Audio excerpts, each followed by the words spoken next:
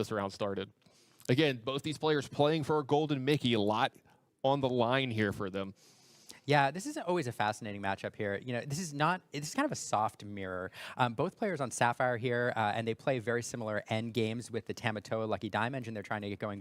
But the color that they're splashing in, the Steel versus Ruby, changes the dynamics of these decks. I do think that in the mirror, the Ruby deck does have a bit of the edge. Its removal is better. It's more efficient. And that definitely can allow in the late game Mathieu here to take this game. Or I'm sorry, Dinh to take this game over Mathieu. But both players able to come away with this. These decks, it's not an overwhelming advantage for the Ruby Sapphire deck. Yeah, when you point that out, I think it's something really good to point out. It's because the removal is damage based on Matthew's side, and then it's more targeted based on Ding's side? That's exactly right. And the problem is that in these decks, there's a lot of high willpower characters that you're trying to deal with. In the mid game, it's Flavisham. Finding a way to remove the Flavisham is very important. And then in the end game, it's the Tamatoa.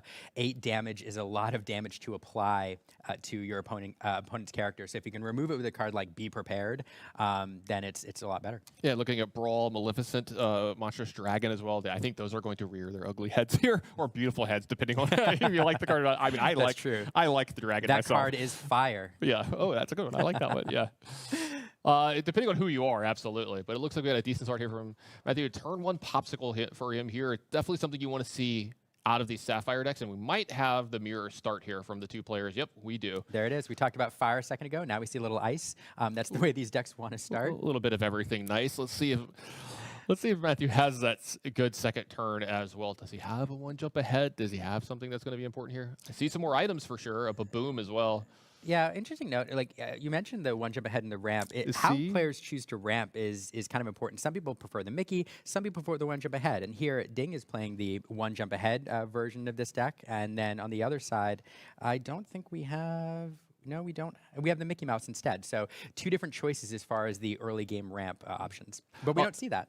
We definitely don't. We do see a good 2-drop out of him. We see a Mr. Smee, a card that's been really impressing me here this week. And I've always thought this card was good, but I feel like it's gotten even better somehow. And what do you think makes it so good?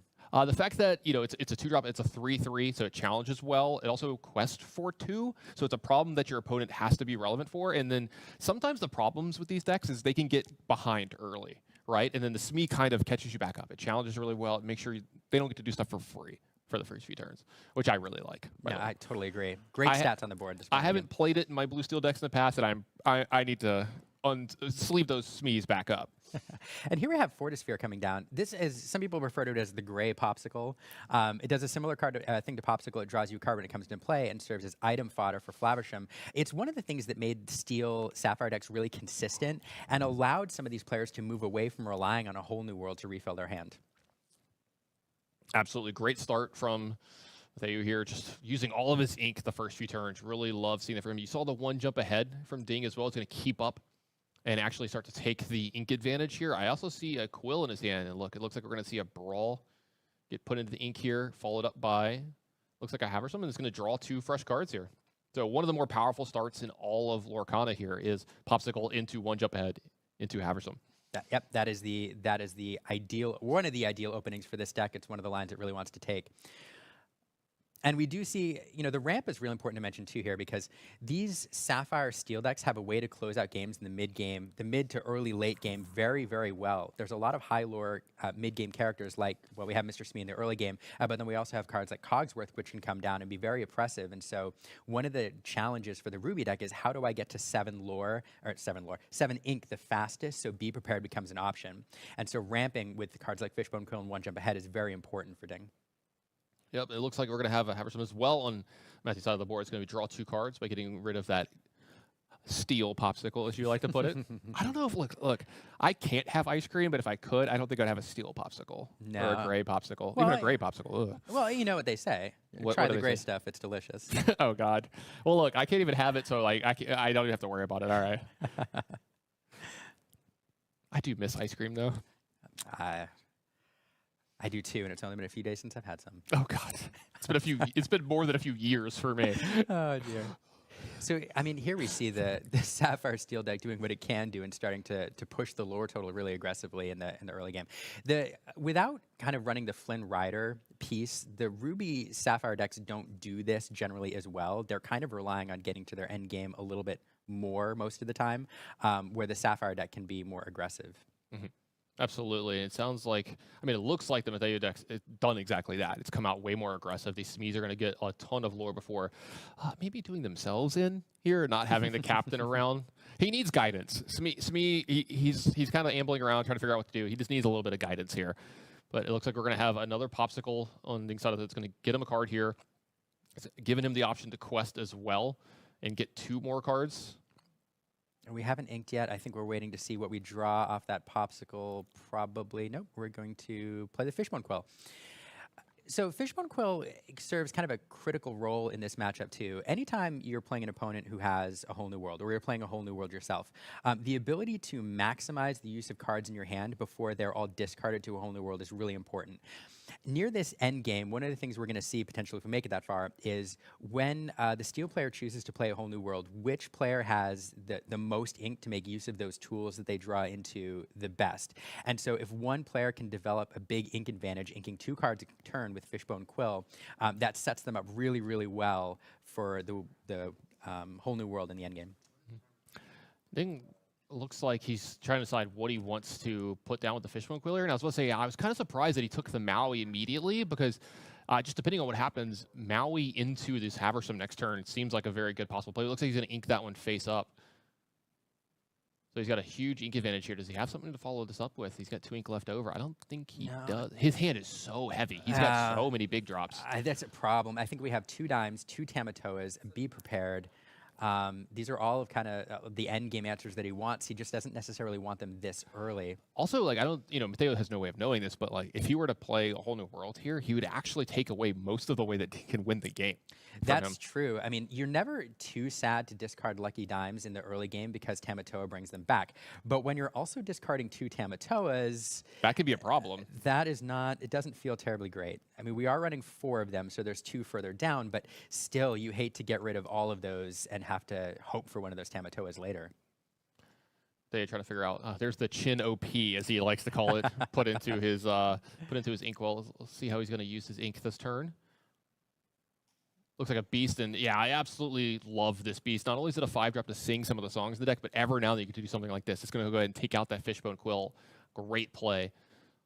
Yeah, just getting rid of that quill at this point feels really good for 2 reasons. Not only is it a card that, again, we talked about it's important a second ago, but if Dinh is looking for answers, that is food for Flavisham. There's nothing else available, and so that represented 2 cards that were just sent to the discard pile. Yeah, it still hasn't used that Flavisham as well this turn. If he wants to do that, he can turn this Popsicle into 2 more cards as well. You kind of have an option here, too. You could also use that Popsicle to heal Smee to keep him from finishing himself off. I think that might be what's happening here. You see, Mathieu, he looks like he's questing, and it looks like he might just be questing for 1 here, not for the 2 cards as well. We'll say, I love when you get to kind of use the cards differently than they're usually intended for. Yeah. Now, it does look like he is going to go ahead and take the 2 cards. Yeah, which, I mean, both plays are great. It is interesting, though. I mean, we are sitting at 10 lore here with 7 lore represented on the board and really threatening to close this out. So, yeah, we will have the... Okay, the Smee's going to go away, yeah. And yeah, Smee, unfortunately, finishing himself off, but getting a lot of value out of that. I think 6 lore out of that turn 2 Smee, correct? Oh, absolutely. And I think that's if this game gets won, let me tell you, it's like, if Dinh starts to get back into this, because like his deck can come back from a lot of really crazy spots. If he just barely wins a game, you're going to point to that play right there. So let's see, how does Dinh want to play this? Looks like he's going to draw the 2 cards. Well, it is turn 7 now, so we are in Be Prepared territory. Yeah, we have an inkable, so that starts to become a little bit tempting here. Yeah, I think that is actually what's going to happen here. It looks like this is going to be Prepared, taking care of the pair of Haversams from both players, and then the 2 other characters from Mathieu, but he gets to get back on the board first. But like you were talking about, Ding's got a very big ink advantage on the turns after this, so all of his plays after this should be extremely impactful. That's true. So Mathieu, like with a full grip of cards, though, he does have the whole new world. We have the Cogsworth we can drop here, which it goes to the inkwell. And let's see what we see. We do have the Gaston. What a fun card. Intellectual Powerhouse. Intellectual Powerhouse. Great name. This is a Gaston that is not smart. He just thinks he's smarter, which is a funny way to describe it. But fun card. Oh, I thought you were talking about me. No, I'm sorry. You were still talking about Gaston? To your face. Yes, Gaston, yes. Not to my face. No, so Gaston is a powerhouse in this deck. It does a few things. One, it allows you to look at the top 3 cards of your deck and pick one to put in your hand. But then it also has 3 lore. So in a game like this where you're racing, or if you have a dime available, that's a significant amount to get on the board. Sure. Look at Tamato on the side of Ding here. Picked up a Popsicle, then a fresh ink has allowed that Popsicle to come back into play and draw another card. And we've seen this with these red-blue decks, or these blue decks in general, when they get to the late game like this. The Tamatoa like recur items, recur popsicles can just be so powerful. You're just never going to run out of gas. No, and at this point it becomes a little bit of a race here because, as we talked about before, there's not a lot of good answers in Steel for this high willpower Tamatoa, and so it's likely to stick around for quite a while. And pulling items back, allowing Din to draw cards, finding the cards that he needs, and then we also know we have the lucky dime there, which we could spend a turn playing to get online. So Matthew's trying to think about here, how can I close this game out in the next probably 4 or 5 turns without allowing it to get out of hand? Well, he does have 3 lore on the Gaston here as well. That would put him up to 14. That gets pretty close and starts to put the pressure on Ding to do something about this as well. And the thing is, does he have to kind of walk a tightrope here? Like, he doesn't want to extend too far into a second be prepared, or is it something where we're just going to start playing our stuff? I mean, this is going to sound weird, but one of the best answers to that Tamatoa for Mathieu is a be prepared that he forces Din to play.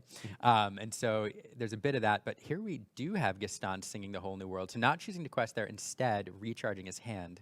Yeah, it did actually make an ink here as well, so he does have, 5 fresh ink behind this as well. So you will get to be the first person to put something onto the board, and it looks like it's going to be, there we go. I was going to say, this is one of the cards he needs to find. I was just about to mention this. A Let It Go would be really big for him here. Answers that Tamatoa. That is the only direct answer for it in this deck, unless you're running Hades, which some people We've seen that running. this weekend, yeah. On the top end. But yeah, perfect card to draw into. That's kind of what he was looking for, and now forcing Din to find another answer. So 1 Tamatoa in the discard pile, at least 1 into the inkwell. We have both lucky dimes in the inkwell, or in the discard pile. So, Din kind of digging now for perhaps another Tamatoa. Yep. Develop your brain, definitely going to help dig just a little bit, because to see 2 cards. Lots of cards allowing him to develop your brain. We have a how far I'll go. So he has the cards to keep digging. Yeah. Is he going to find the ones that he wants, though? That's the important thing here. And again, we'll mention that Gaston again, because 3 lore at this point in the game doesn't feel great, especially if Mathieu drew into a lucky dime. I think we have the ink, 6, 7, 8, 9. So we do have the ink to play the lucky dime and use it next turn. And so that would be 6 lore on that side of the board. So not only does Din need to develop his board a little bit, but has to worry a little bit about that 3 lore character sitting over there, pushing Mathieu closer to victory. Think of practically infinite ink here at this point now. Trying to figure out how to spend all of this correctly. Looks like it's going to be play a quill, because we need more ink. We need more ink. You can never have enough ink.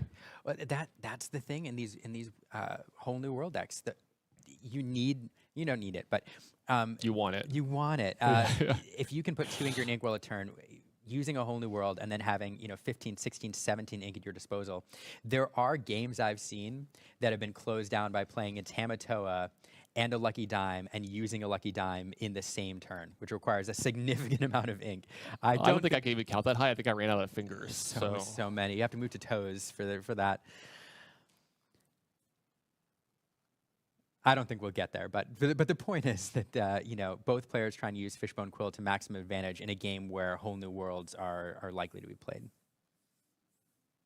Little grandma here going to take another developer brain. Practically is going to happen here. So lots of digging here for Ding. So you got to believe that he's going to have all the answers. Look there, a dragon added to his hand here as well. I got to believe he's firmly in the driver's seat here, even though he's got a 10 lore deficit built up here.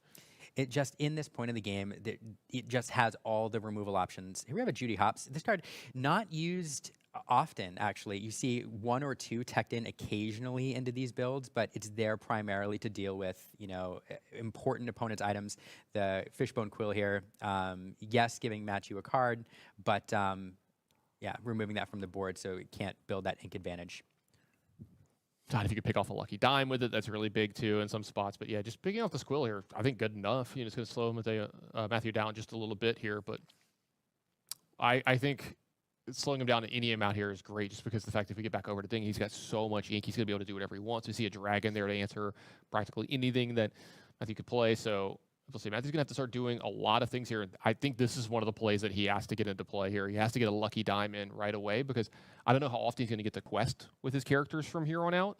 And this means that every character that he has around will get to quest because of the lucky dime. And this is a huge play for him here. He goes up to 17 lore by getting 6 this turn because of lucky dime. And this might be game breaking. Yeah, this is a problem. You know, I bet you Din's looking back on that Judy Hopson thinking, oh, goodness gracious, I wish I had that in my hand again. Yeah. Because I'd love to use that on this dime. This dime is a threat on the board. Any character now that Mathieu plays, you can immediately gain lore off of. And we actually have, we're pretty close to being able to play 7 + 2. Yeah, so we could play a Tamatoa and use it right away. And we're really, you know, a turn or two away from victory here for Mathieu. Yeah, it just depends on what he's got left in his hand. And Ding's going to start that lore quest up himself. Looks like he's up to 3 now. Yeah, and we'll see. I mean, you're almost never out of the game with these Lucky Dime decks. With the amount of resources you have available in your Inkwell, and Lucky Dime able to gain you lore instantly, there are ways to swing games really, really well. So at this point, Din's hoping that Mathieu doesn't have a high lore character in hand or the cards to draw into it. And so he could be lucky, but the luck is usually with the person with the dime. And at this point in the game, it's Mathieu. It looks like how far I'll go is going to get played here. So more ink and more cards for Ding here. But like you said, he's got to just fade.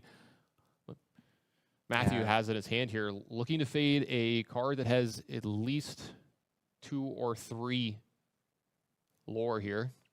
Yeah, and I was just checking. There is only 1 Judy Hopps in this list. So there she is.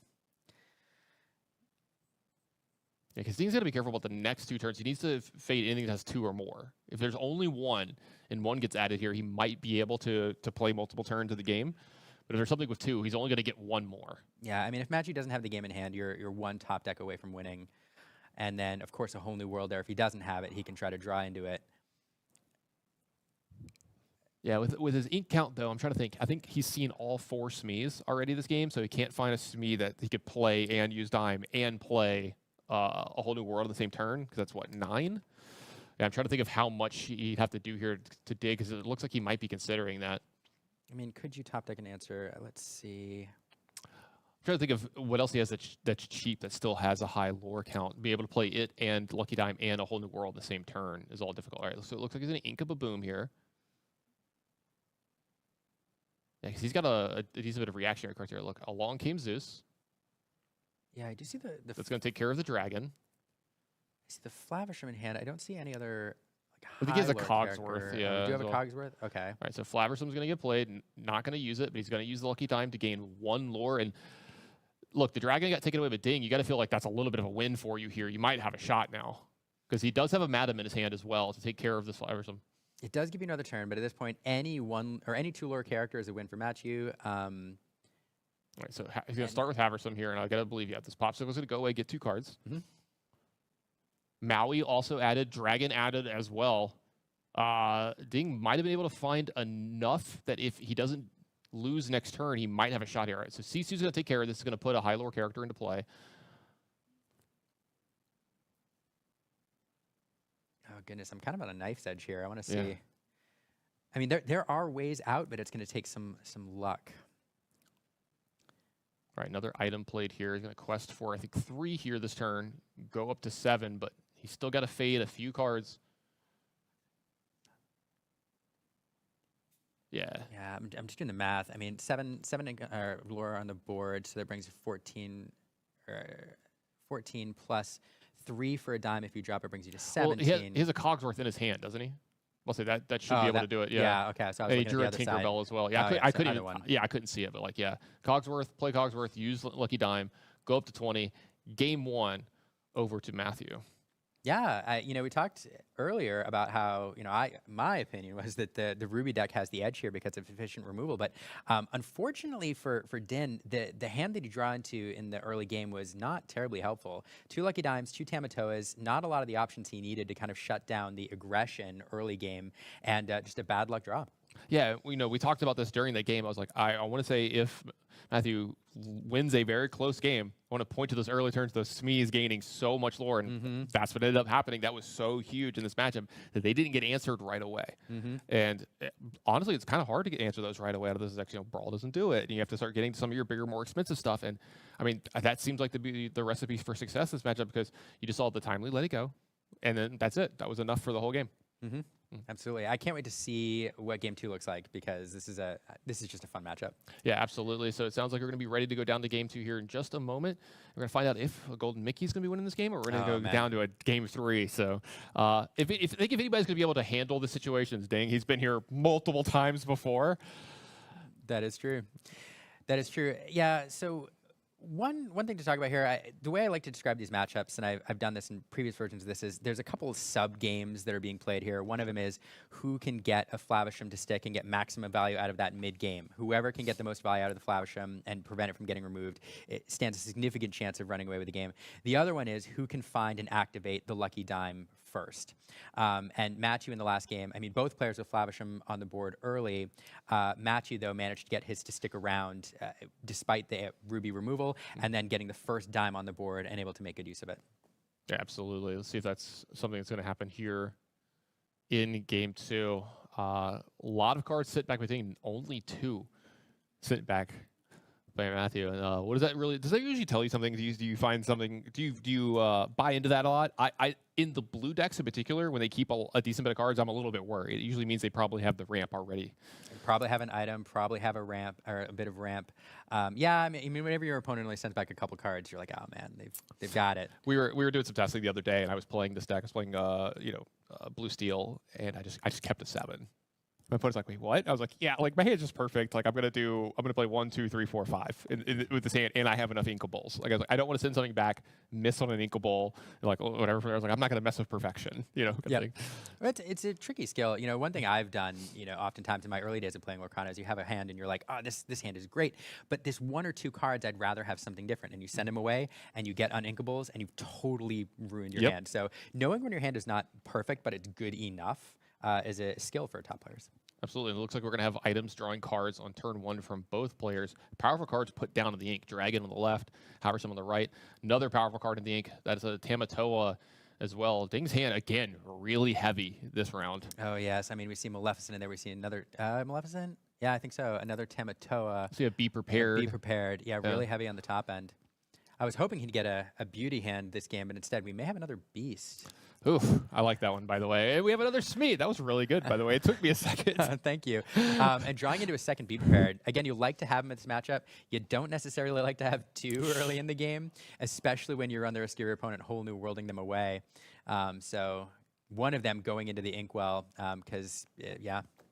Yeah, that is a Fishbone Quill on turn 3, so at least a little bit of help here for Ding. His hand is really heavy, and that's going to do some lifting for the next few turns and making sure some of those play. We do have a Chinpo OP right in his hand here. I wonder if he's going to get around to playing it this turn. I mean, this game. Fishbone Quill as well. Mathieu, let's see what he wants to add to his Inkwell. I think that was a Tinkerbell. I'm not sure, but it's going to add another Fortisphere to play. And I think he's doing a really good job of just spending all of his ink in the early turns in this matchup, and I think that's done him well.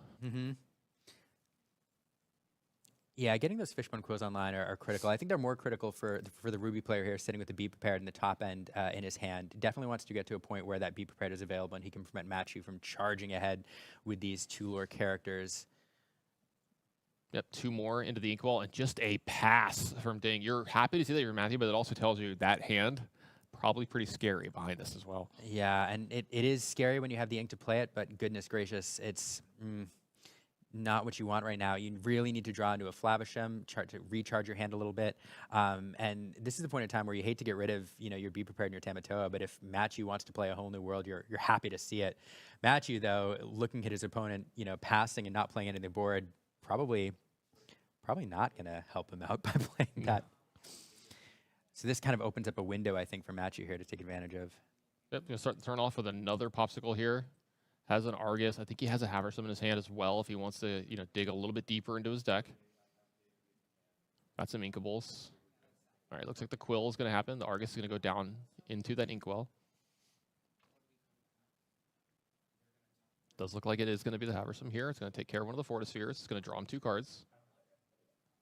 The Flaversam. The Flavisham. Yeah. Flavisham. So it's one of those words, if you say it too many times, it loses all meaning. That's right. Yeah. There's a word for that. I forgot what it is, but it's not like I talk for a living. I probably shouldn't know words. Let's see. Cogsworth into the Inkwell. Yep, so yet Popsicle. another item. Just building up the item base here. I mean, those items are Flavisham food, and they're also great ways to power Tamatoa in the late game.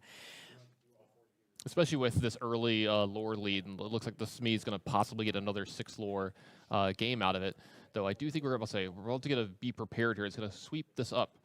See if Matthew's got a good way to recover from this. That ink lead definitely showing its strength here. For Ding. That's a lucky dime added to Matthew's hand. No way for Ding to remove that, by the way. He inked away. He's the only way to remove that in the game. So Judy Hopsman in the Inkwell? Yeah, Judy Hopsman in the Inkwell, and I think he'll turn 3. So this lucky dime will be long for this world whenever he gets into play. Yeah, it might be an opportunity now. Whenever you play these decks, you oftentimes have to spend a whole turn playing Lucky Dime in the early. Now, sometimes you get to a point where you have 15 ink and you just play it later. But at some point here, oftentimes there's a turn where you have to find the right moment to take a whole turn off to get that Lucky Dime on the board and start getting it going. Might not be the right time for it now, but at some point, Matthew's trying to think about how do I just pause for a second and get this in play. Yeah, I think he's thinking about actually playing the Lucky Dime here or the Tamatoa. It's one of the two. And here's the thing. Against the red decks, I love this. He's putting the Lucky Dime in place. Against the red decks, I had to learn this the hard way. You want to get the dime into play first because it allows your characters to, I'm using quotations there, I think you can hear the air quotes, quest the turn they come into play. Because a lot of times against these red decks is you'll do something like you'll play a Tamatoa, you'll play one of your big cards, and then they just dragon it or they be prepared it, and then you never got to actually quest with your card. So you're not getting that advantage out of it. See the Tamatoa start on Ding's side here, but now Matthew, when he has enough ink from now on, is going to be able to play characters and get their lore the turn they come into play. I had to learn this the hard way. I kept losing in these spots, and I was like, why do I keep losing? My hands are great. And they're like, look, play the dime. Yeah, my friend Jimmy who actually was telling me about this. He was like, look, play the dime ahead of time. That way you get to do this. And I was like, oh, my brain I developed my brain. Well, here, Matthew taking that exact line, getting that dime into play. Din answering with a Tamatoa. I mean, it's really his only play. And I'll see your Tamatoa and raise you a Tamatoa. Yeah, it looks like he's going to go ahead and put something into the quill. He's going to play the item as well, so that gives him 2. It lets him put the dime 6 to work. Yeah. 6 lore on that Tamatoa. Yeah, so already up to 10. So 10-0 here because you've got to feel like with the way this game's been going that Ding has a dragon or has another Be Prepared here. You hope it's Be Prepared, but it is the worst case scenario for you. It is dragon. But now all of the top decks as well are going to be big and powerful for him as well. And this Tamatoa not anywhere near as impactful as the other one was. Not questing for as much. Tinkerbell off the top, not bad. I think I see another Tamatoa in hand. Yeah, here. Oh gosh. This game might be over real soon, by the way. You play then having that Tamatoa in hand, that's, oh man, what a heartbreaking sight to see if you're Din playing that next Tamatoa, getting back the popsicle. He's like, what are you he waves his hand, what are you going to do? Able to use that dime immediately, get another, play the popsicle, get another 6 lore. Yep. Now we need to draw into another answer. You need another Maleficent. You need another Be Prepared. Goodness gracious. We'll say Ding has to draw it here. As we'll say, I think he has a redraw in his hand, right? Yeah, he's got the popsicle, it looked like. Yeah. So popsicle. Maui, not good enough. Does he draw? Oh, I saw a red card. Nope. No, it's a Vitalis. Oh, I saw the red. I got excited for a moment. So we're going to quest. We're going to send the popsicle. We're going to use the popsicle to heal nothing. So we get another draw as well. Pull it back. I think he still has enough ink after this, or should have enough ink. Din is using that popsicle to try everything to find how far I'll go. Again, it's a card that allows you to look for cards, but now we're short on ink potentially. Well, he gets to sing. Yeah, he gets to sing. Sing it. All right, we're looking again. Is there a dragon?